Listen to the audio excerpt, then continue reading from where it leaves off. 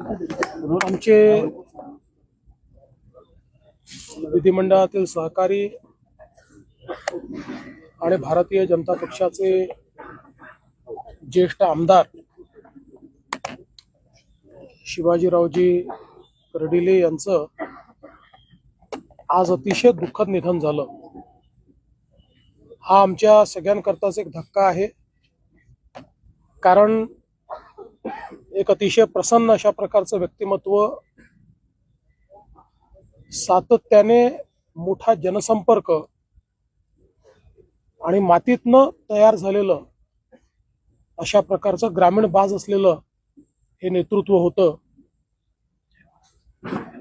त्यांना ग्रामीण भागाची, शेतीची, दुधाची या सगळ्या गोष्टींचं प्रचंड ज्ञान त्यांना होतं आणि एक व्यापक असा त्यांचा जनसंपर्क होता। केवळ स्वतःच्या मतदारसंघापुरतं नाही तर या अहिल्यानगर जिल्ह्यामध्ये सगळीकडे त्यांचा एक मोठा व्यापक जनसंपर्क होता। प्रचंड फिरायचे, लोकांना भेटायचे आणि सामान्यातल्या सामान्य माणसासोबत एक त्यांचा जिव्हाळा होता। त्यांना थेट बोलण्याची सवय होती आणि तोच मला असं वाटतं की लोकांना त्यांचं ते वागणं आवडायचं आणि अशा प्रकारचं एक नेता की ज्यांनी एक मोठा लोकसंग्रह त्या ठिकाणी उभा केला, अचानक आपल्यातनं निघून जावा ही खरोखर अत्यंत दुःखाची गोष्ट आहे। खरं म्हणजे